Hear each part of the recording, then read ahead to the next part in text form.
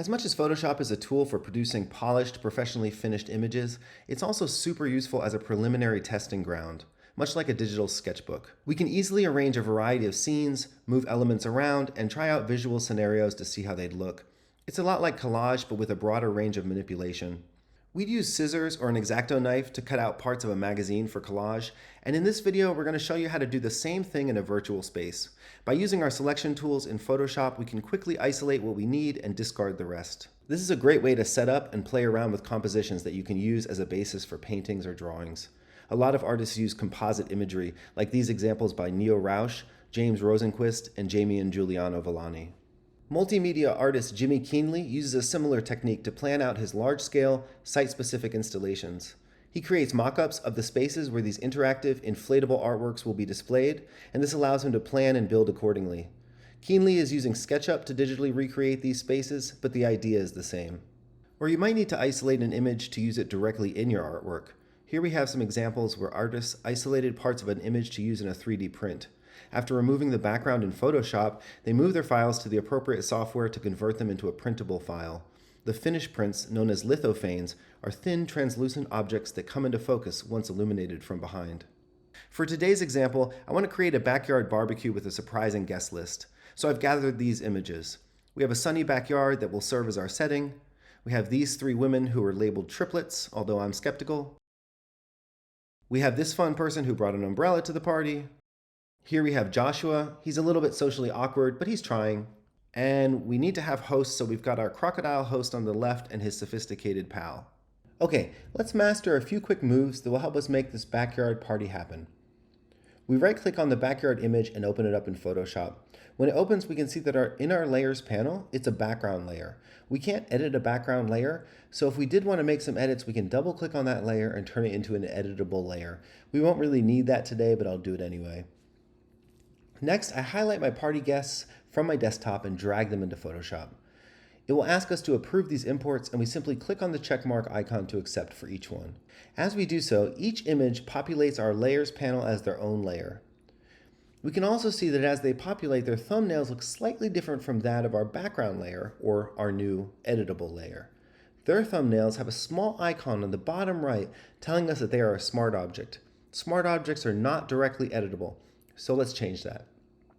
We select all of our new smart object layers, come up to our menu bar, go down to Layers and choose Rasterize.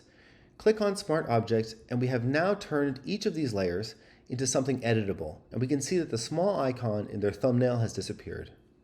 Okay, now all of our layers are editable. Let's turn visibility off on most so we can focus on one at a time, which is simply a matter of clicking the eyeball icon next to the layers. Let's start with our drawing mannequin Joshua. We want to eliminate the white space around him using our magic wand. On our toolbar, it's the fourth from the top, also accessible with shortcut Command W on a Mac or Control W on a PC. There are three options housed within this icon. Scroll down to Magic Wand. Magic Wand is a tool that selects all of the similarly colored pixels around our cursor. Up on our Applications toolbar at the top, we see a few settings to adjust how our Magic Wand behaves. One is tolerance. By default, the tolerance is set to 32. The higher the tolerance number, the more leeway Photoshop gives to its neighboring colors. So a tolerance of 1 would select only the exact same colors, and a tolerance of 100 would let any color in. Because we're looking at a purely white background, we don't need to be high here. I'm going to bump it down to a 10. Also on our application bar, we have these four icons. These are important. They determine how many selections we can make at a time. On the far left, we have Make New Selection. If this is highlighted, every time we click on a new space, a new selection is made, but the previous selection is forgotten. To the right of that, Add to Selection. This allows us to make a selection in one spot, move to another part of our image, and select something else that will now join the first. Next, we have Subtract from Selection, which is useful in refining our selection by removing small parts. And lastly, Intersect, which acts like a Venn diagram and is seldom useful. Okay, we're exactly where we need to be. We've got our Magic Wand tool selected, tolerance at 10, add to selection over here in case we need to make refinements, and we're just going to click within this white space, and we see from this moving dotted line that it seems like we've collected all the white space within our selection, so I'm just going to hit delete. Amazing. We've gotten rid of the white space, and yet there is a glaring inconsistency, which is we missed this white space here. So I'm going to hit Command Z to back up and show you what happened. We've missed one very important part of our toolbar, which is this part called contiguous. Contiguous means, is it touching? So if we were to turn off contiguous, Command D to deselect, and try again, now we've selected all of the uncontiguous space within the legs. I hit delete on my keyboard, and boom, we've got exactly what we want. I can hit Command D to deselect, V to go back to my move tool, and suddenly we can move Joshua to wherever in the party he needs to be. Let's put him over here.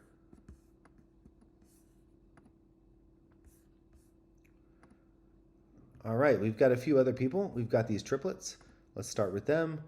If I come into this space with my magic wand tool and try to deselect this white space, I might notice something funny. Suddenly something's not working. Suddenly we've got Joshua's space over here. That's because over here in my layers panel, I'm not on the triplets, I'm on the mannequin. So what I want to do is hit Command D to deselect and go back down to my triplets layer and now try again. Because we have contiguous turned off, it's going to find all these spaces in between that are not touching the main space, and we can hit delete, Command D to deselect, V to go back to our move tool, and now we can move them around. Because they don't have legs, we're going to move them to the bottom as if they're just kind of standing right here. And we notice that our mannequin Joshua seems to be floating in front of them, which is not normal. So we're just going to move his layer by dragging it down, and suddenly he's behind the triplets. All right, we have our dancer who has an umbrella for no reason. We're going to hit Command W for the magic wand. And now when I hit this, I notice that it's done a similar excellent job of collecting all this white space here, but it's also kind of eliminated parts of the hand here. And you can even see it's eliminated parts of the teeth and little bits of highlight in the umbrella, which is not what I want. So I'm going to hit Command D, and here's where contiguous can come in handy, is I'm going to hit contiguous, and now suddenly all the parts that are interior and not touching white space are not collected. But I also notice that still the hand here is a little bit sketchy. It's starting to pick up. So instead I'm going to hit Command D again to back up, and I'm going to turn the tolerance down a bit. Let's turn it to 2. It does a pretty good job. There are some sections over here that we don't need necessarily. It seems to be picking up a little bit of fuzz. And here's where we can use our lasso tool. So I'm going to go to my magnetic lasso tool, and I'm going to continue along this line.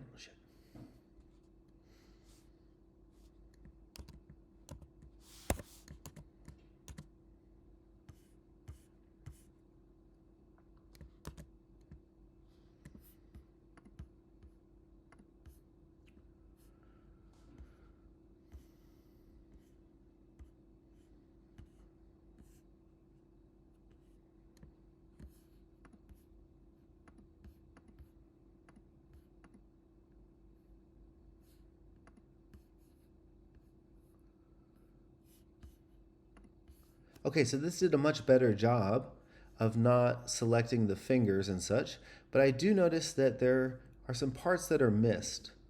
And since we're selecting all the white space, what we're going to do is come up to our lasso tool, and I'm going to click on magnetic lasso, which just tries to find any contiguous line and follow it.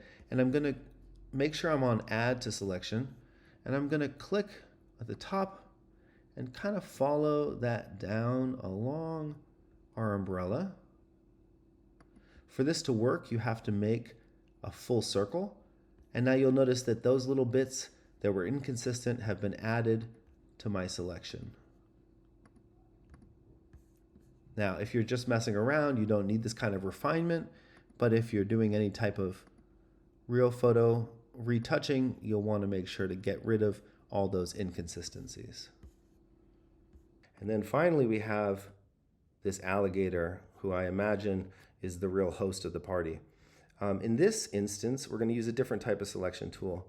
And we're going to do that because To go in and select all of these colors with our magic wand, even if we had it up pretty high, would take a while, and it's picking up a lot of the interior space. We could get rid of that by turning off contiguous, and it will only pick up the things that are touching, but that means there's a whole lot of clicking and adding to the selection we'd have to do that's going to be pretty tedious, and it's going to be hard to get it exactly right.